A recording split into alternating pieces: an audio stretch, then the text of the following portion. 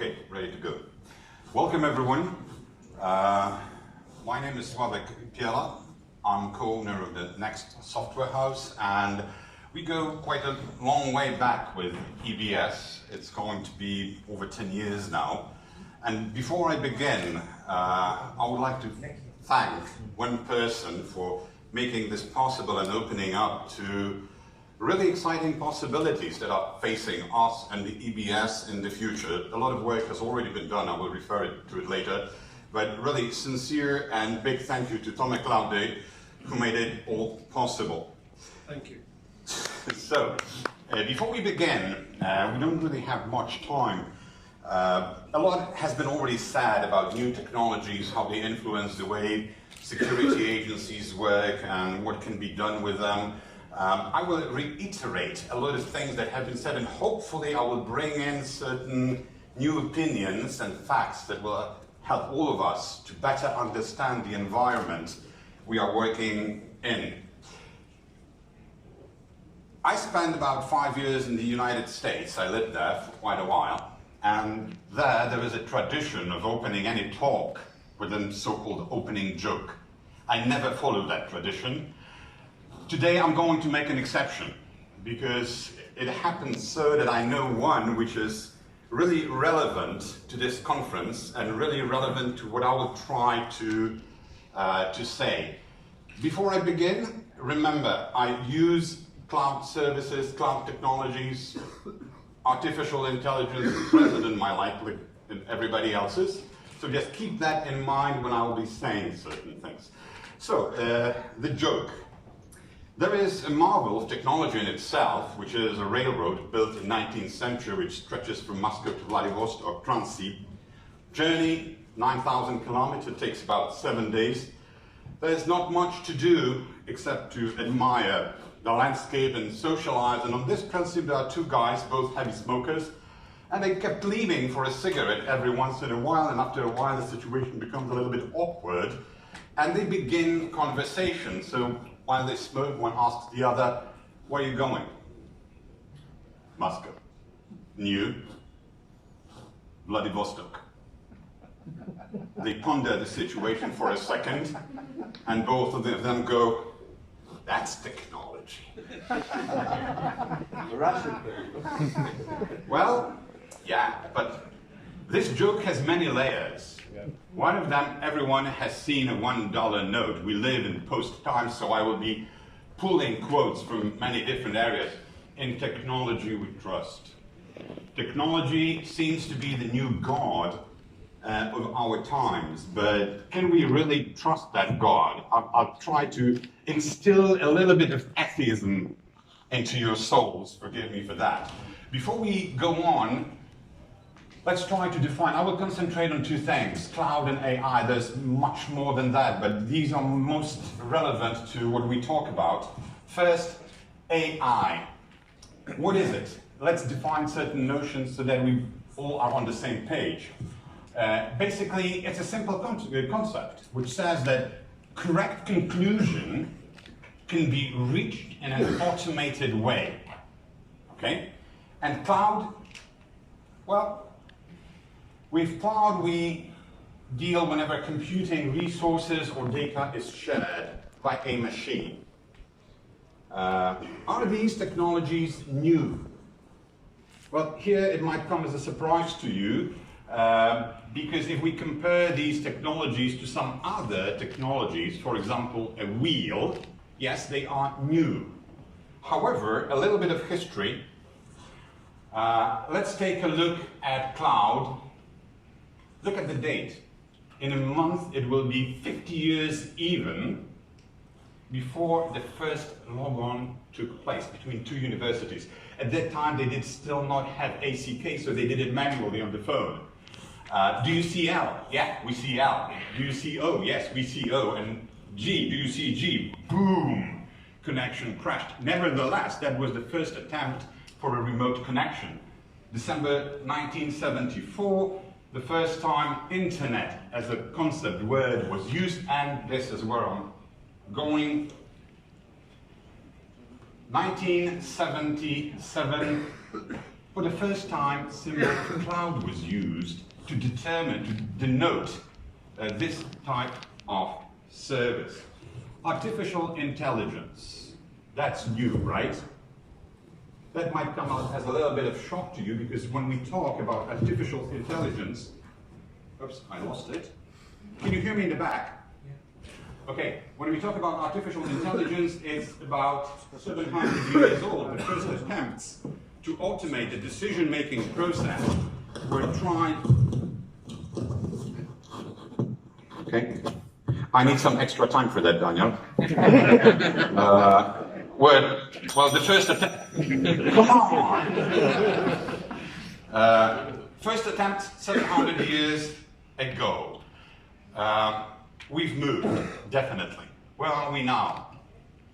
High-powered computing, 12 cents per hour per core. I'm sure you can find it cheaper, but just imagine 1,000 cores for $100 per hour.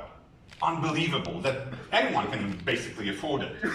Artificial intelligence, from those measly attempts to automate the thinking process, now we have AlphaGo Zero by Google. Games have always been the test field for artificial intelligence. They created AlphaGo, which beat a human being at the game of Go. Guests from Asia will know what I'm talking about.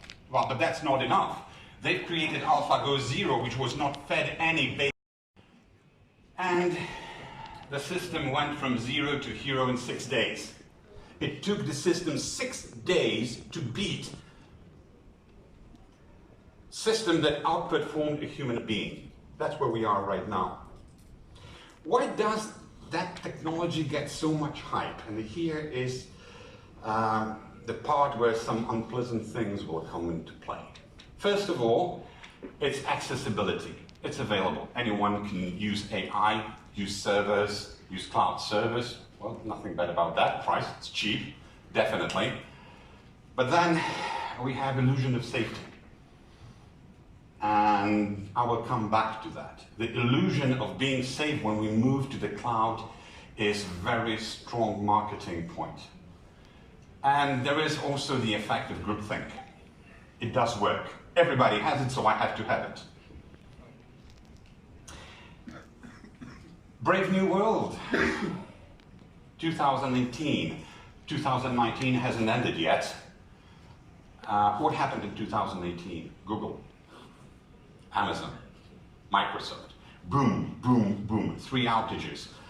Google, Amazon, Microsoft, their cloud services crashed. That can happen to them, can happen to anyone.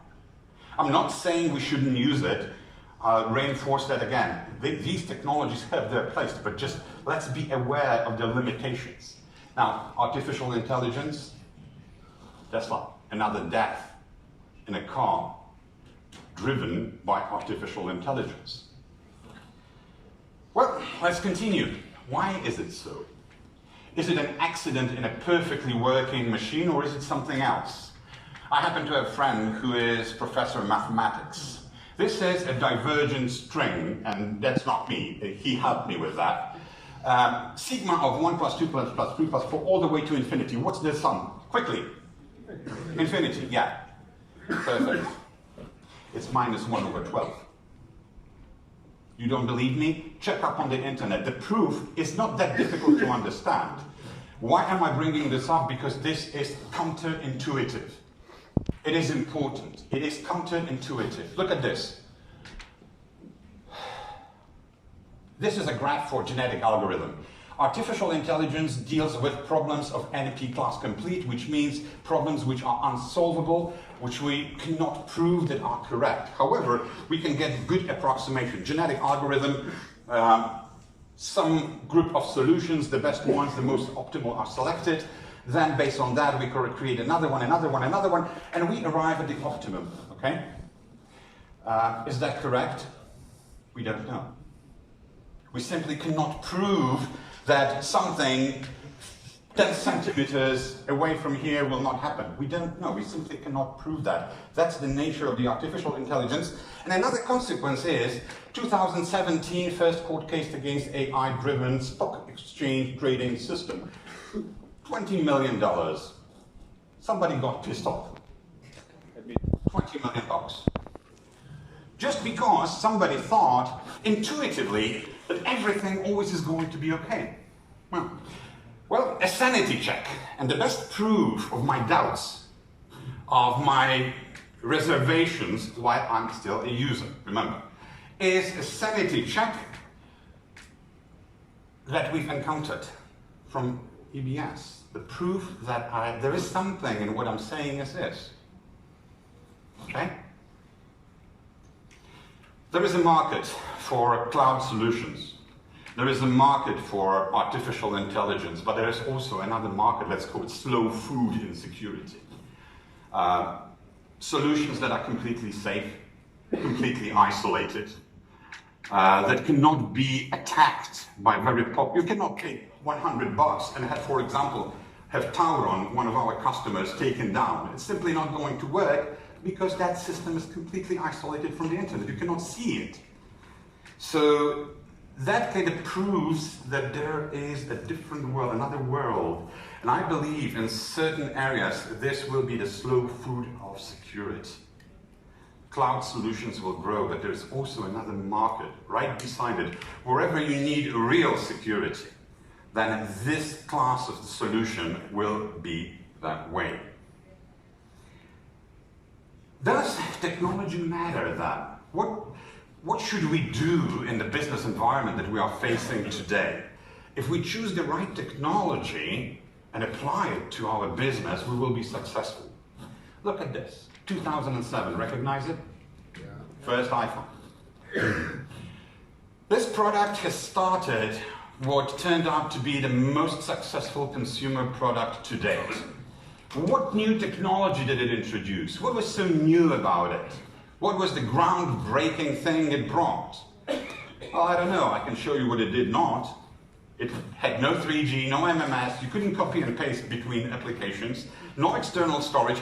Thankfully, just a few days ago, they fixed it. Okay? The last iOS 13 has external storage. Wow. How many years? 12. No video. Come on. No flash. That was a really bold move. Why did it succeed? What happened that made this product, which was lacking in any breakthrough technology, successful? Well, they connected technologies. They connected solutions. They were the first ones to understand that we don't have to devise anything to be successful. They understood that the world we live in is full of various technologies. It's all available to us. We have more options than ever. Focusing on just one option is not going to lead us anywhere. We have to understand the complexity and the uncertainty that these technologies bring.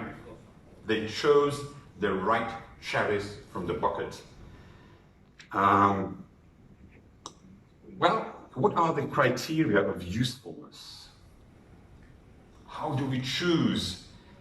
Well, let's take a look. EBS ActiveView Enterprise, groundbreaking technology. No, nothing new.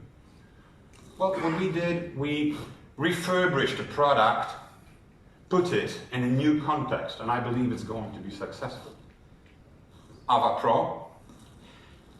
1.5 years ago, when I first heard about the product, I said, well, guys, that's going to be hard. Today, after the presentation, after I know the product, that has changed. Well, guys, you have a chance. What's new in Ava Pro? What's the new technology that they invented? Nothing. Zero. But what I see now is somebody did their homework. Somebody thought really long and they did their homework diligently. What is necessary to make this product successful? Which items should we pick and how do we put them together so that they work and give us a really good chance to become successful? And this has been shown many times before. These things are open to integration. Our mobile apps, well, they will be very flexible. Any security agency can customize their apps. That's flexibility, one of the items. I'm not going to go deep into that because that has been said already. What I'm trying to stress is that products need to be really well thought out. Technology does not matter. You may not use new technology and still be successful. You may use the latest and fail. It does not matter. What matters is how you understand the ecosystem and whether you are or not able to pick the right things. What are the criteria? Yeah, 5 minutes? Okay. What are... I'm about to be done. Okay. Again, I'm not dismissing new technologies. But the key thing is the value to the end user. How do we provide the value? This is the secret of every company that creates a successful product. Will they share it? Well, we will see it in their product, but the process that precedes the creation is something of real importance. It is how the owners, how the creators of the product interpret the ecosystem, the technological ecosystem available to us. Thank you.